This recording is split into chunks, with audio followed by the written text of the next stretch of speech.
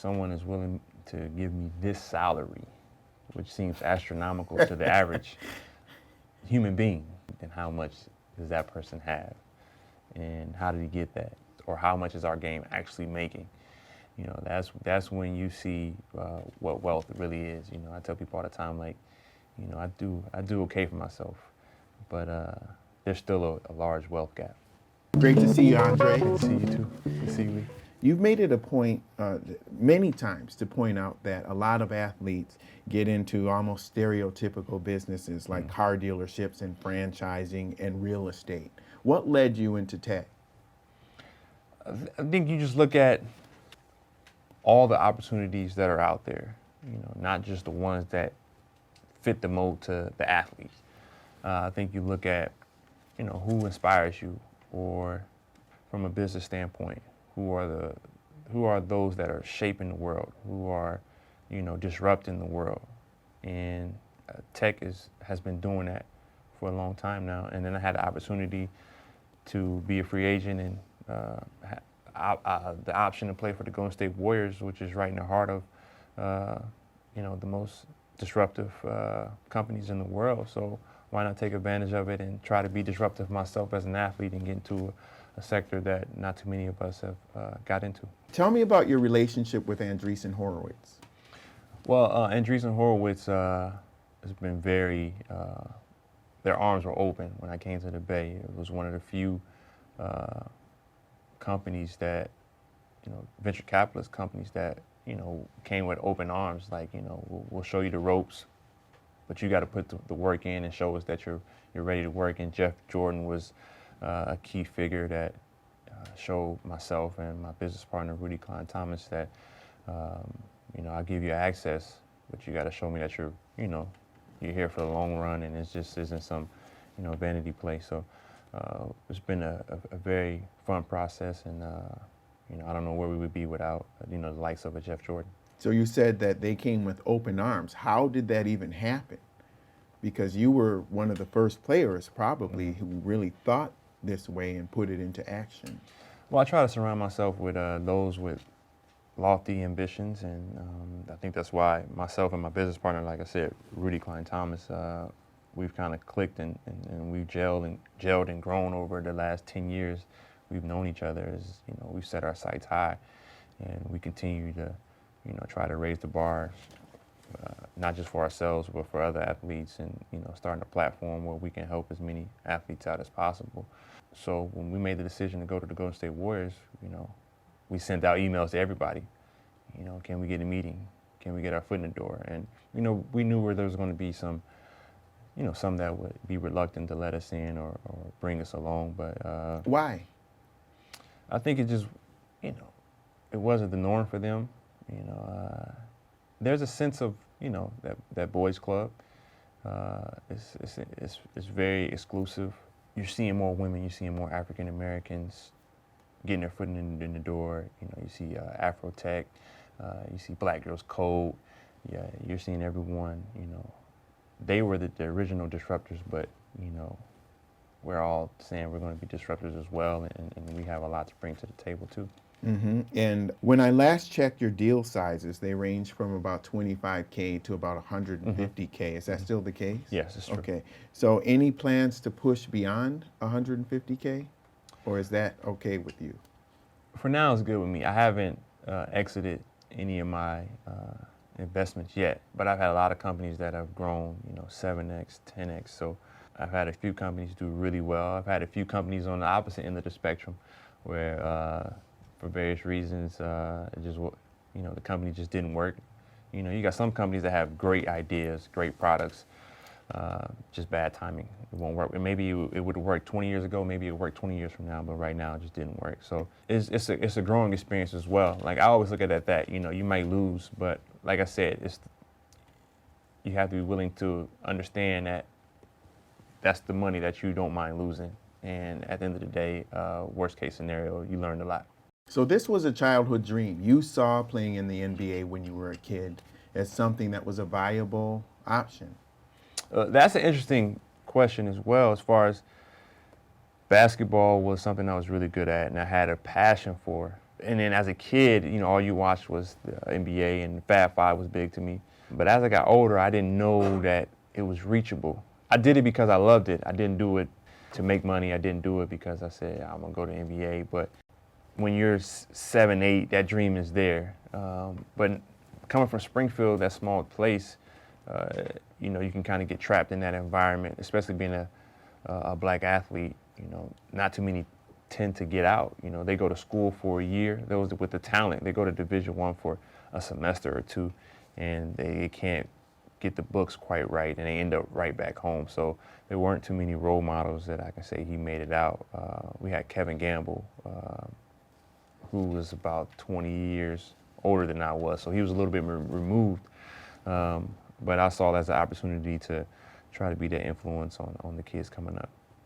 In reading about you, I'm really struck by your time at Arizona, because your time at Arizona, you majored in African American studies, and there was something that I read where you said, I learned a lot of things that I wasn't taught in elementary school and high school. Well, there wasn't much African history at all from K through 12, just growing up in Springfield, Illinois. I mean, even in the month of February, you might have had a week where you spoke very briefly about African American history. Obviously, you know about the Underground Railroad. There was actually one of the routes of the Underground Railroad ran through Springfield, and I learned that outside of public school education. So you glanced over it. You spoke about Martin Luther King. You spoke about Harriet Tubman. You talked about George Washington Carver, but they didn't go deep into the changes that were really made from these individuals. And then as I got into college and took about every African American history class I could while I was there, you start to go a little bit deeper. I get the sense that the personal and the political are inextricably tied for you in some ways, that you see your agenda of economic activism as fundamental to what you want to see yourself doing and other African Americans doing in the business world. Is that true? Is there a tie between the two? I think it is a tie because my talent is being exploited. I am being compensated for that, and I would say, fairly, because we make a great living. But when you start doing your research and your homework, it goes a little deeper than that, because as athletes, you get an NBA, then you have a lockout, then that raises a lot of eyebrows. Like, I need to really know what's going on, as far as how does this split work, as far as the athlete and the corporation. The NBA is an actual entertainment company, even though I'm playing a game of basketball. Colin Kaepernick has shaken up the world right now with what he's doing. Nike coming in and supporting him. What is the significance of what he's doing? I think the slogan speaks perfectly to what it is.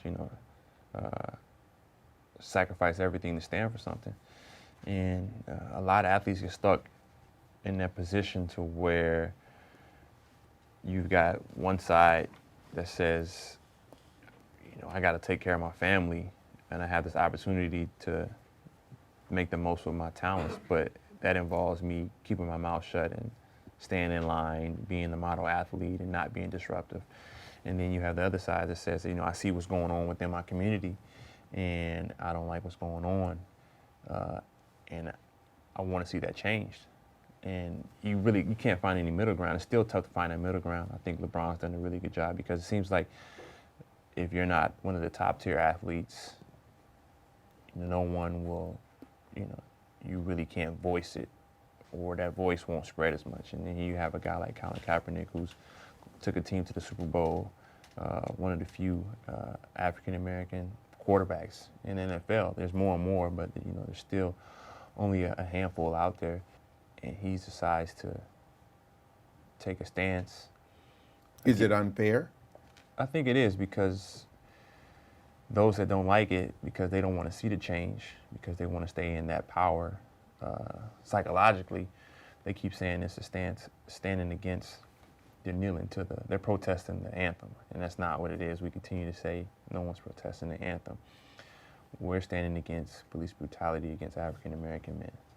And until they realize that, we're going to continue to voice our opinion and continue to support those who are making these courageous, or doing these courageous, peaceful acts to support that. What do you hope your legacy is? Well, I think we all want to have an opportunity to do something that's never done before. Only a few get the actual opportunity. I think I have an opportunity to